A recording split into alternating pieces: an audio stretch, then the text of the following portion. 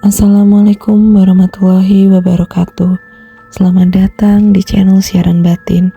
Pada sore hari ini, saya akan menceritakan kisah dengan latar di sebuah desa kecil di pinggiran kota Semarang.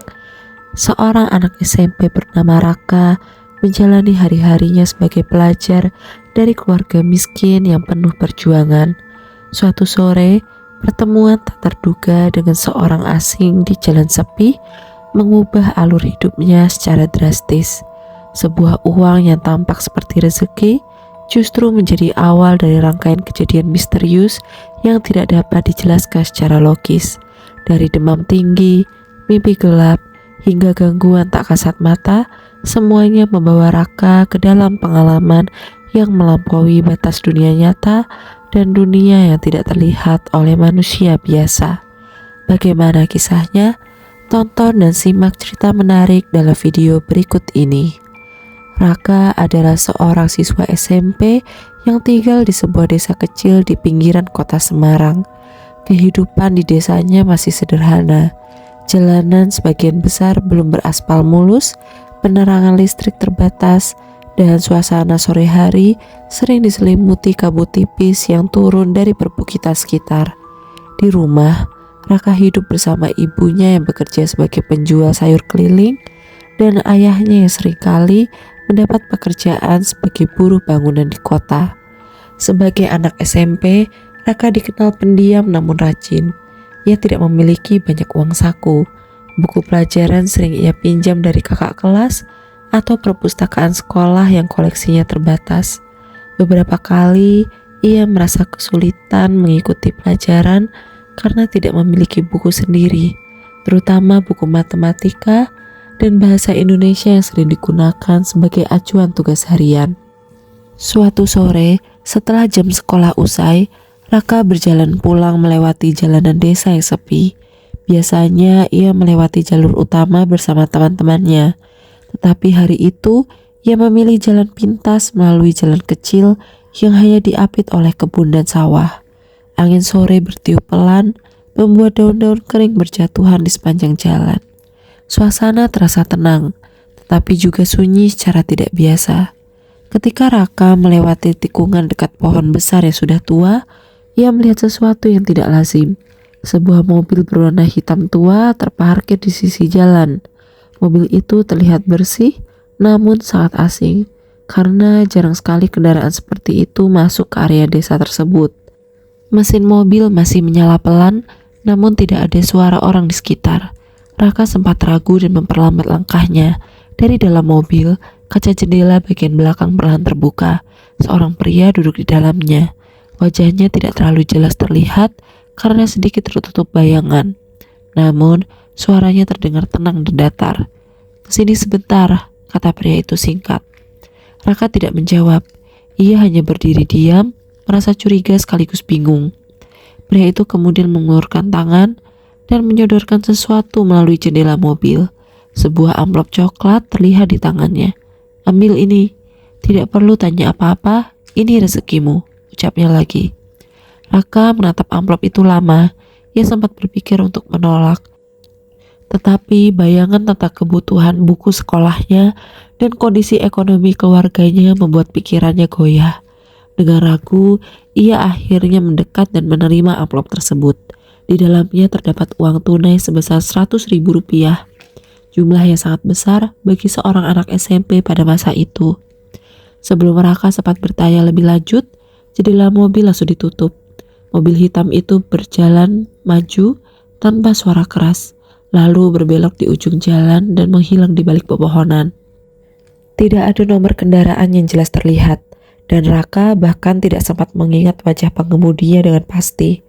Raka berdiri sendiri di tengah jalan yang kembali sunyi. Ia menatap amplop di tangannya dengan perasaan campur aduk antara senang, bingung, dan sedikit takut. Namun, karena merasa uang itu bisa membantu membeli buku yang selama ini ia butuhkan, ia memutuskan untuk tetap membawanya pulang. Langkahnya menuju rumah sore itu terasa lebih berat dari biasanya. Seolah ada sesuatu yang tidak biasa mengikuti di belakangnya, meskipun ia tidak tahu apa itu. Malam setelah kejadian di jalan desa itu, Raka awalnya tidak menunjukkan tanda-tanda yang aneh. Ia masih sempat membantu ibunya menyimpan dagangan sayur, lalu belajar sebentar sebelum tidur. Uang 100.000 yang ia terima dari pria asing itu, ia simpan dalam buku tulisnya, seolah-olah ingin memastikan bahwa kejadian sore tadi benar-benar nyata dan bukan sekedar halusinasi. Namun, menjelang tengah malam, kondisi Raka mulai berubah. Ia mengeluh merasa tidak enak badan. Tubuhnya terasa dingin, tetapi di saat yang sama kepalanya seperti terbakar. Ibunya mengira Raka hanya kelelahan setelah seharian beraktivitas di sekolah, sehingga ia memberikan minum hangat dan menyuruhnya beristirahat lebih awal. Tidak lama setelah itu, Raka mulai menggigil hebat. Keringat dingin muncul di seluruh tubuhnya, sementara napasnya menjadi tidak teratur. Ia sempat memanggil ibunya dengan suara lemah, tetapi kemudian kesadarannya perlahan menghilang. Dalam hitungan jam, tubuh Raka terbujur lemah dan tidak merespon panggilan siapapun. Keluarganya panik. Ayahnya yang baru saja pulang dari pekerjaan langsung berusaha membantu. Namun kondisi Raka semakin memburuk. Suhu tubuhnya sangat tinggi, sementara detak nadinya terasa tidak stabil.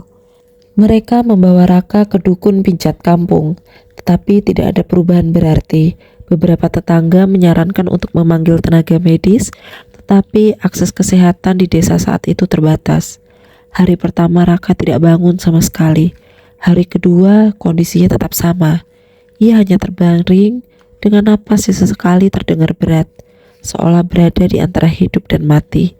Pada hari ketiga, Raka masih tidak sadarkan diri, membuat keluarganya semakin cemas dan putus asa. Di tengah kondisi itu, Raka mengalami sesuatu yang tidak terlihat oleh orang lain. Dalam keadaan tidak sadar, ia seperti berada di ruang gelap yang sangat luas. Tidak ada suara, tidak ada cahaya, hanya kehampaan yang terasa menekan dari segala arah.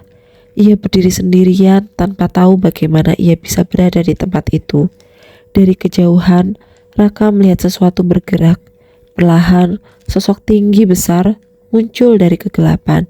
Bentuknya tidak jelas seperti manusia biasa, namun memiliki postur yang jauh lebih tinggi dari makhluk manapun yang pernah ia lihat. Wajahnya tidak terlihat, seolah tertutup bayangan pekat yang tidak pernah terangkat. Makhluk itu mendekat tanpa suara. Setiap langkahnya membuat Raka merasakan tekanan berat di dadanya, seperti ada sesuatu yang menarik kesadarannya perlahan. Ia ingin berlari, tetapi kakinya tidak bisa digerakkan. Ia ingin berteriak, tetapi suaranya hilang di dalam tenggorokan. Makhluk itu kemudian mengulurkan tangan panjangnya. Gerakannya pelan, tetapi merasa pasti, seolah-olah sudah mengetahui bahwa Raka tidak akan bisa melawan. Raka merasakan tubuhnya ditarik ke arah kegelapan yang lebih dalam. Dalam keadaan setengah sadar, ia berusaha mengingat wajah ibunya, rumahnya, dan sekolahnya. Tetapi semuanya terasa semakin jauh dan memudar. Di dunia nyata, tubuh Raka tiba-tiba bergerak kecil, seperti mengalami kejang ringan. Namun, kesadarannya belum kembali. Ia masih berada di antara dunia mimpi dan kenyataan yang tidak bisa ia pahami. Sementara itu, ibunya sudah tidak sanggup melihat kondisi anaknya, terus berusaha mencari pertolongan. Kekhawatiran semakin besar karena tidak ada satupun pengobatan yang memberikan hasil. Dalam keadaan terdesak, keluarga mulai mempertimbangkan untuk meminta bantuan seorang ustadz dari luar desa, berharap ada jalan keluar dari kondisi aneh yang menimpa Raka. Pada hari ketiga sejak Raka tidak sadarkan diri, suasana rumah semakin mencekam. Sore itu, atas saran seorang tetangga, keluarga akhirnya memutuskan untuk memanggil seorang ustadz dari desa sebelah yang dikenal sering membantu kasus-kasus gangguan non-medis. Ustadz itu bernama Hadi. Ia datang dengan tenang, membawa tas kecil berisi Al-Quran dan beberapa perlengkapan sederhana. Sejak pertama kali masuk ke rumah, ia sudah merasakan suasana yang berat dan tidak biasa. Hadi langsung mendekati Raka yang berbaring. Ia memperhatikan wajah anak itu cukup lama, lalu meminta izin kepada keluarga untuk melihat barang-barang yang dibawa Raka sebelum sakit. Ibunya segera mengambil buku tulis tempat Raka menyimpan uang 100.000 yang ia terima pada hari sebelumnya. Saat uang itu diperhatikan, ekspresi Hadi berubah serius. Ia tidak langsung berbicara, melainkan mengamati lembaran uang tersebut dengan lebih teliti. Namun beberapa saat, ia meminta keluarga untuk tidak menyimpan uang itu di dalam rumah terlalu lama.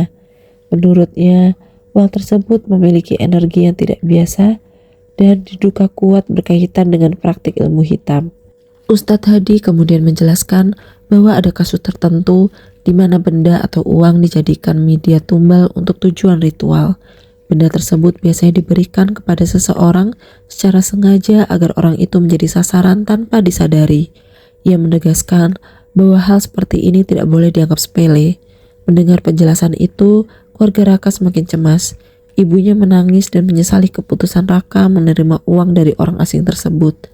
Namun, situasi sudah terlanjur terjadi dan satu-satunya harapan kini adalah mencoba mengembalikan kondisi Raka melalui doa dan ruqyah. Hadi kemudian memulai proses ruqyah di dalam rumah.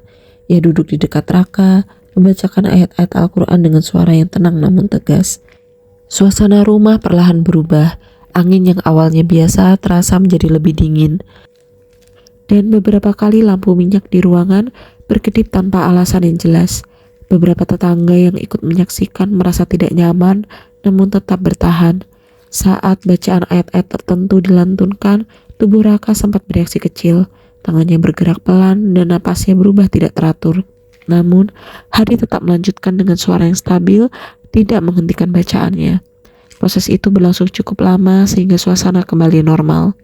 Setelah beberapa waktu, Raka akhirnya menunjukkan tanda-tanda kesadaran. Kelopak matanya bergerak, lalu perlahan terbuka. Ia tampak bingung dan lemah, tidak langsung mengenali orang-orang di sekitarnya. Ibunya segera menangis dan memeluknya, sementara ayahnya terlihat lega meskipun masih menyimpan kekhawatiran. Beberapa hari sejak kejadian itu, kondisi Raka berangsur membaik. Ia mulai bisa duduk dan berbicara meskipun masih lemah. Atas saran Ustadz Hadi, uang 100.000 tersebut tidak disimpan kembali, melainkan dimusnahkan dengan cara tertentu agar tidak lagi menjadi sumber gangguan. Sejak saat itu, keluarga Raka menjadi lebih berhati-hati terhadap hal-hal yang datang secara tiba-tiba tanpa alasan jelas. Peristiwa tersebut menjadi pelajaran mendalam bagi mereka, bahwa tidak semua yang terlihat seperti rezeki harus diterima tanpa pertimbangan. Inilah kisah yang saya ceritakan pada hari ini. Jangan lupa like dan subscribe untuk mengikuti cerita-cerita menarik selanjutnya. Wassalamualaikum warahmatullahi wabarakatuh.